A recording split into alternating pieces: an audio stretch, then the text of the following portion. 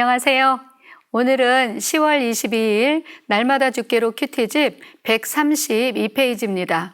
성경 본문은 잠언 1장 20절로 33절 말씀입니다. 이 말씀을 가지고 악인은 고집쟁이라는 제목으로 큐티 가이드를 시작하겠습니다. 사랑하는 성도 여러분, 악인과 고집쟁이를 한 단어로 말하면 완고한 사람이다 라고 말할 수 있겠지요. 완고한 사람 하니까 성경 속에 떠오르는 사람이 있습니다. 우리가 얼마 전까지 살폈던 사무엘상에 나오는 인물 사울 왕입니다. 하나님께서는 그에게 충분히 돌이킬 수 있는 기회와 회개할 기회를 주셨지만 그는 기회를 놓쳐버렸지요. 그는 고집쟁이처럼 집요하게 악을 쫓다가 멸망을 초래했고 결국은 비참하게 종말을 맞이했던 것을 우리는 보았습니다. 이 잠언서는 지혜의 왕 솔로몬이 쓴 금과 같은 지혜의 말씀인데 무엇이 지혜이며 무엇이 어리석음인지, 어떻게 하면 생명을 얻고 어떻게 하면 멸망하게 되는지를 아주 잘 보여주고 있는 지혜서입니다. 여기서 지혜와 지식은 하나님 자신을 가리키는데요. 본문에서는 그 지혜를 거부하고 있는 사람들의 모습을 보여주고 있습니다. 내용 관찰 1번입니다. 지혜를 거부하는 세 부류의 사람들은 어떤 사람들입니까? 22절을 보겠습니다.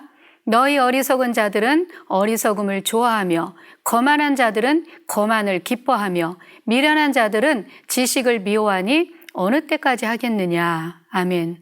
바로 어리석은 자, 거만한 자, 미련한 자들입니다. 이들은 시편 14편 1절에 기록된 대로 어리석은 자와 같이 그 마음에 이르기를 하나님이 없다 하는 자들입니다. 그들은 부패하고 행실이 가증해서 선을 행하는 자가 하나도 없다라고 말씀을 하고 있는데요. 바로 지혜와 지식의 근본이신 하나님을 거부하고 거역함으로 어리석게 된 것이지요. 성경 속에 이렇게 어리석고 미련한 사람이 또 한 사람이 있는데 바로 사무엘상 25장 2절로 3절 말씀을 보겠습니다. 마온에 한 사람이 있는데 그의 생업이 갈멜에 있고 심히 부하여 양이 3,000마리요 염소가 1,000마리이므로 그가 갈멜에서 그의 양털을 깎고 있었으니 그 사람의 이름은 나발이요 그 아내의 이름은 아비가일이라. 그 여자는 총명하고 용모가 아름다우나 남자는 완고하고 행실이 악하며 그는 갈렙 족속이었더라. 아멘. 바로 아비가일의 남편 나발에 관한 이야기입니다. 그는 심히 부유했고 현명하고 지혜로운 아내를 둔 사람이었습니다.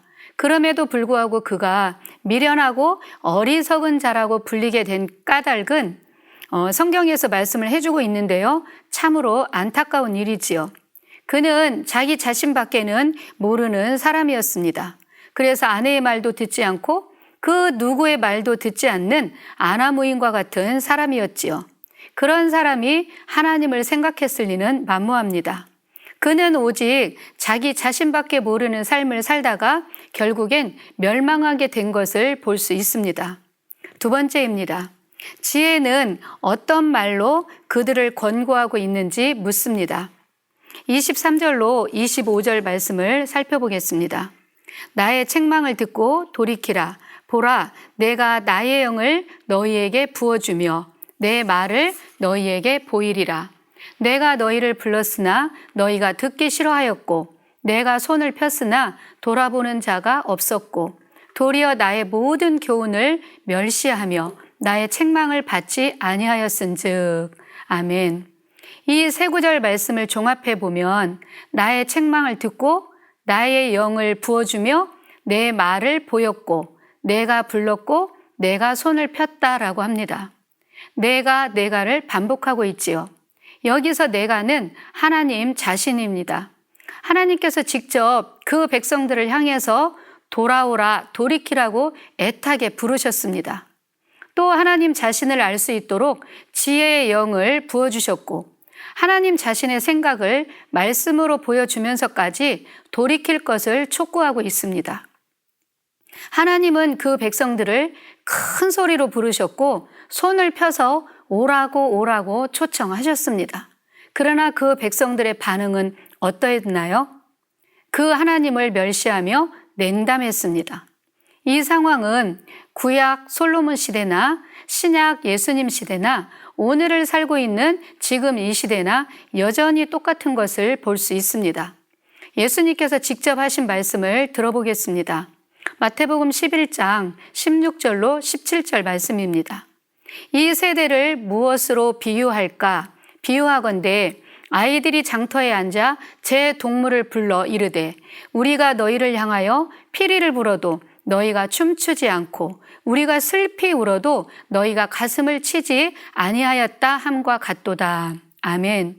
무엇을 해도 반응하지 않는 악한 세대임을 지적하고 있습니다. 세 번째, 사람들이 뒤늦게 지혜를 찾아도 만나지 못하는 이유는 무엇일까요? 29절로 31절에서 기록하고 있는데요. 여기서 지혜는 하나님을 의인화시켜 놓은 것인데 바로 지혜는 하나님 자신입니다. 그들이 지혜이신 하나님을 만나지 못하는 이유는 하나님을 거부하고 업신여겼기 때문입니다. 29절로 31절 말씀을 요약해 보면 이 백성들은 하나님께서 애타게 부르시는 그 부르심을 거부했고 하나님을 잔소리꾼처럼 미워했으며 그분의 책망을 업신여겼습니다. 무엇보다 하나님 말씀 듣기를 싫어했고 경외하기를 거절했습니다. 그렇기 때문에 자신들이 나중에 어려움을 겪으면서 하나님을 찾았지만 그때는 하나님을 만날 수가 없었던 것입니다. 네 번째, 연구와 묵상입니다. 사랑하는 성도 여러분, 지혜가 사람들이 모인 곳에서 소리 높여 경고하고 있는 이유는 무엇인지 묵상해 봅시다. 27절을 보면 알 수 있는데요. 너희 두려움이 광풍같이 임하겠고 너희의 재앙이 폭풍같이 이르겠고 너희에게 근심과 슬픔이 임하리니. 아멘. 바로 두려움과 재앙이 광풍처럼 폭풍처럼 닥쳐올 것이며 그로 인해서 근심과 큰 슬픔을 당하게 될 것이기 때문에 하나님께서는 미리 큰 소리로 경고하고 있는 것입니다. 지난 9월 초 11호 태풍 흰남노가 발생했을 때 그 방향을 예의주시하며 방송사들마다 경고하는 안내 방송을 지속적으로 내보냈지요. 경고 방송을 듣고 단단히 준비를 했음에도 불구하고 태풍이 지나갔던 지역은 많은 인명피해와 재산상의 손실을 볼 수밖에 없는 안타까운 상황이었습니다. 그때 뉴스를 보는 사람들로 하여금 참으로 당황스럽게 했던 사람들이 있었는데 바로 유튜버들이었지요. 그들은 경고를 무시하고 태풍이 밀려올 때 좀 더 가까이에서 사진을 찍겠다고 카메라를 들고 방파제 앞에 서 있었습니다. 그러다가 강풍과 산더미 같은 파도에 훅 나가 떨어지는 것을 보았을 것입니다. 참으로 위험천만한 모습이었는데요. 순간이긴 했지만 경고를 무시한 자가 당하는 정말 어리석은 사람들의 모습이다라고 볼 수 있었습니다. 다섯 번째, 삶의 적용입니다. 지혜의 음성은 지금도 우리에게 소리치고 있습니다. 우리는 그 음성에 어떻게 반응하고 있는지 점검해 보았으면 합니다. 예배 때마다 반복해서 하나님께서는 우리에게 말씀하시고 또 말씀하시는데도 자기 자존심을 내세우며 말씀 앞에 굴복하지 않고 있는 것은 무엇이 있는지, 또 주변 사람들이 계속하여 권고하고 있는데도 이 정도쯤이야 하면서 자기 생각을 앞세우며 고집 부리고 있는 것은 없는지 살펴보는 이 아침이 되었으면 좋겠습니다. 아멘.